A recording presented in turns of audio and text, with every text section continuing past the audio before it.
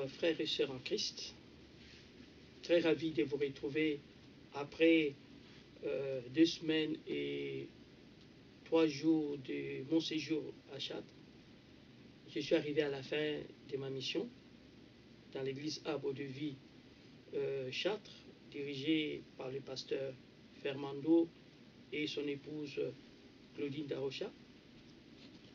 Nous avons vraiment été reçus selon les normes de la parole, c'est-à-dire nous avons été reçus avec hospitalité et nous avons passé vraiment des moments excellents, agréables, qui a commencé par une veillée de prière où nous avons partagé sur un thème que nous appelons les veilleurs de la lampe, qui parle de comment être efficace et utile pour les autres, savoir investir dans la vie de l'autre et savoir considérer la lampe que Dieu te donne ou le leader que Dieu met devant toi, savoir le considérer, le protéger, le soutenir, surtout dans ce temps où nous voyons l'écriture, la parole de l'écriture s'accomplit, où on dit les enfants seront rebelles à leurs parents. Nous le voyons même dans le milieu chrétien, comment les enfants spirituels commencent à se révolter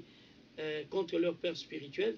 Or, pour qu'eux-mêmes qui puissent se donner un avenir, la Bible dit, Élie a dit à Élisée, lorsque tu le verras, lorsque Élisée le verra monter, c'est alors il recevra le manteau. Et nous avons aujourd'hui une génération qui vient sans manteau parce qu'ils ont tué leur père spirituel. Donc nous avons partagé sur ce point et que le peuple de Dieu a été attentif et très béni, très motivé.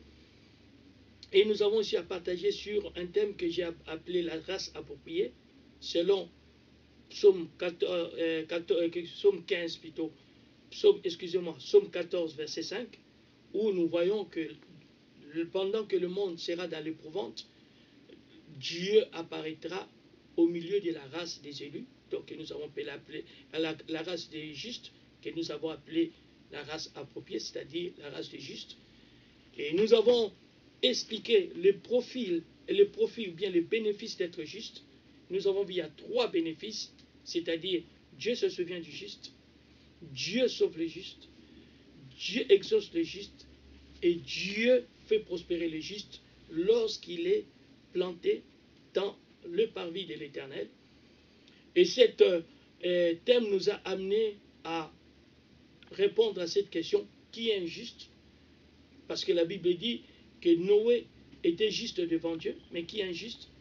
Et lorsque nous lisons dans les Écritures, nous trouvons simplement qu'il était juste à cause de sa foi et non à cause de l'œuvre de la loi. Il était juste parce qu'il a cru au message que Dieu lui avait confié et il s'est mis à pratiquer ou à construire l'arche et à évangéliser ses contemporains. Et aujourd'hui, nous voyons beaucoup de gens fréquenter l'église, beaucoup de gens aller à l'église, et nous posons la question, est-ce qu'ils sont la race des justes? S'ils sont la race des justes, quelles sont les œuvres des justes qu'ils accomplissent selon 1 Jean chapitre 3 verset 7.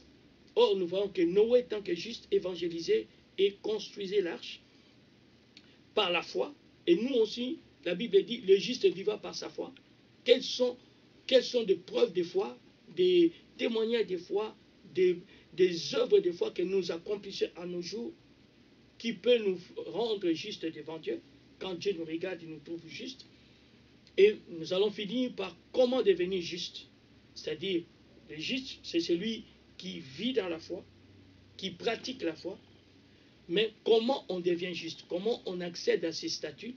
C'est ce que nous allons aborder demain. Et nous le savons tous, nous accédons à ces statuts au travers de notre croyance en Jésus-Christ. Car la Bible dit, Dieu avait prévu de justifier les païens au moyen de la foi à son Fils Jésus-Christ. Donc il n'y a pas de juste selon la loi, car il n'y a même pas un seul, selon Romains 3, verset 10.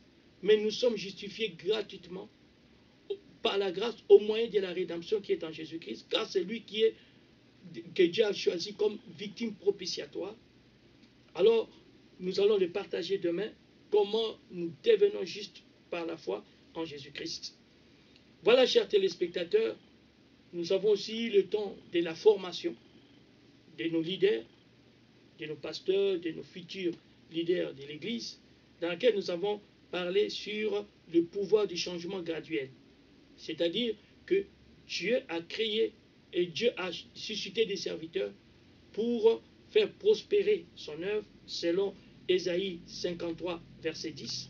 Or, l'œuvre de l'Éternel, c'est d'abord le serviteur, c'est-à-dire sa propre vie, qui doit prospérer selon Ésaïe 52, verset 13.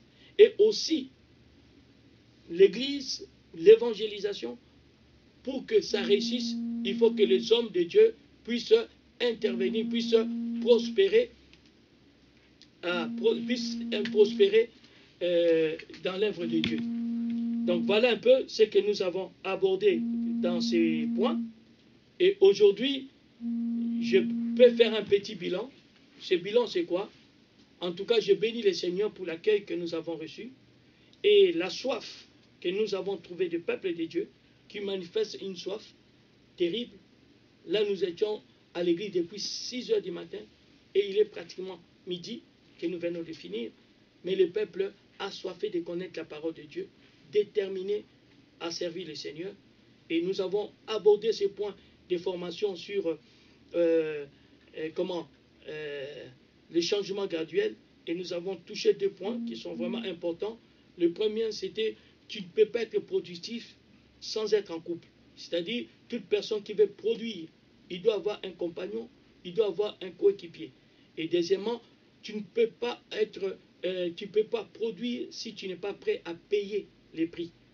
Donc, il n'y a pas de succès avec Dieu si nous ne payons pas les prix. La grâce, c'est vrai, mais il faut maintenant payer le prix pour que cette grâce puisse grandir ou s'accroître. Donc, nous sommes vraiment bénis. C'est une église que j'ai ressentie spirituellement parlant qu'elle a un avenir à Dieu. C'est une église qui va conquérir l'agglomération chantraine et dans laquelle des hommes et des femmes de Dieu sortiront et qui vont aller dans la région parisienne, qui vont aller ailleurs pour établir des églises stables, des églises dynamiques, des églises qui amèneront toujours des réveils dans tous les établissements. Que Dieu bénisse son œuvre. Je remercie encore beaucoup le couple pastoral de Châtres et leur adjoint, le couple Carré, et tous les serviteurs qui sont autour. Je remercie aussi l'équipe vidéo des hommes et des femmes qui travaillent vraiment bien et qui nous permet à diffuser nos images. Donc il y a Sabrina, il y a Cédric, il y a Benjamin qui travaillent avec vraiment beaucoup de qualité, de consistance. Et je bénis Dieu pour mon séjour, que toute la gloire lui revienne pour tout ce que nous avons eu à partager. Que Dieu vous bénisse. À très bientôt.